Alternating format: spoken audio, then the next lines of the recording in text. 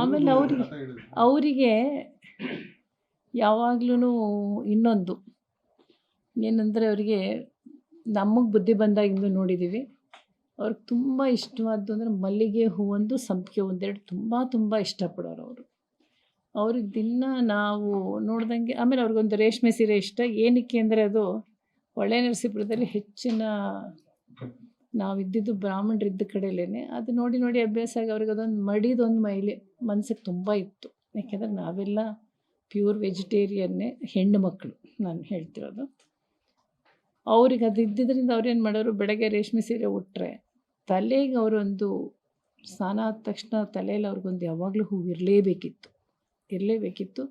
ಸಾಯಂಕಾಲ ಆದರೂ ಮುಡಿಬೇಕಿತ್ತು ಅವರಿಗೆ.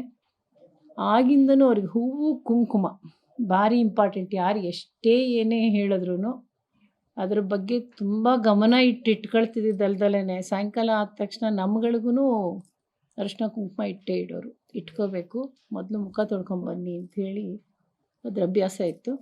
ಆದರೆ ನಾವು ಚಿಕ್ಕರಿರುವಾಗ ನಮ್ಮ ತಂದೆ ಮೈಸೂರಿಗೆ ಹೋದರೆ ವಿಶೇಷವಾಗಿ ಗುರು ಸ್ವೀಟ್ಸ್ ಅಂತಿತ್ತು. ಅಮ್ಮನಿಗೆ ಮೈಸೂರು ಪಾಕ್ ಭಾರಿ ಇಷ್ಟ. ಅವಾಗೆಲ್ಲ ತುಂಬ ಕಡಿಮೆ ಈ ಸ್ವೀಟ್ ಮಾಡ್ತಿದ್ದ ಅಂಗಡಿ, ಅಲ್ಲಿದು ಪ್ಯೂರ್ ತುಪ್ಪ ಹಾಕಿ ಮಾಡೋರು ಅಂಥೇಳಿ ಕೆಲವು ಸರಿ ಕ್ಯೂನಲ್ಲಿ ನಿಂತು ತಂದಿದ್ದ ದಿನ ಇದೆ. ಅಪ್ಪ ಹೇಳೋರು, ಇವತ್ತು ರಶ್ ಇತ್ತು, ಕಾದು ತಂದಿದ್ದೀನಿ ಅಂಥೇಳಿ. ಮೈಸೂರಿಗೆ ಹೋದ್ರೆ ಮೈಸೂರು ಪಾಕು, ಮೈಸೂರದು ವೀಳ್ಯದೆಲೆ ಪ್ಲಸ್ ಮಲ್ಲಿಗೆ ಹೂವು ಇಲ್ಲದೆ ಬರ್ತಿರಲಿಲ್ಲ ಅಪ್ಪ ಯಾವಾಗಲೂ.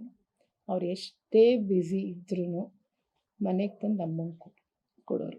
ಅಂಥ ಪ್ರೀತಿನ ಅವರು ಆಗಿಂದು ನಡೆಸ್ಕೊಂಬಂದಿರು ಎಷ್ಟೇ ಇದ್ರೂ. ಆದರೆ ಅಮ್ಮನಿಗೆ ಕೊನೆ ತನಕನೂ ಅಷ್ಟೇ, ಅವ್ರು ಹಾಸಿಗೆ ಮೇಲೆ ಇದ್ದಾಗ್ಲೂ ಸಾಯಂಕಾಲದ ಹೊತ್ತು ತಲೆ ಬಾಚಿ ಕ್ಲೀನಾಗಿ ಮುಖ ತೊಳೆದು ಹಣೆಗಿಟ್ಟು ಹೂವು ಹುಡ್ಕೊಂಡು ಪ್ರಾರ್ಥನೆ ಶುರು ಮಾಡೋರು. 2 ಟೈಮು ಹೇಳೋರು, ಬೆಳಗ್ಗೆ ಸಾಯಂಕಾಲ 2 ಟೈಮೂ ದೇವ್ರ ಪುಸ್ತಕಗಳು ಓದೋರು. ಕೊನೆ 3 ತಿಂಗಳು ಅವ್ರಿಗೆ ಮನಸ್ಸಿಗೆ ಬೇಜಾರಾಗಿ ಬಿಟ್ಟರೆ ಕಂಟಿನ್ಯೂಸ್ ಆಗಿ ಅವರು ಹೇಳದೇ ಇರೋ ದಿನವೇ ಇಲ್ಲ ಬಿಡಿ. ಊಟ ತಪ್ಪಿದ್ರು ಅದು ತಪ್ಪಿಸ್ತಿರ್ಲಿಲ್ಲ.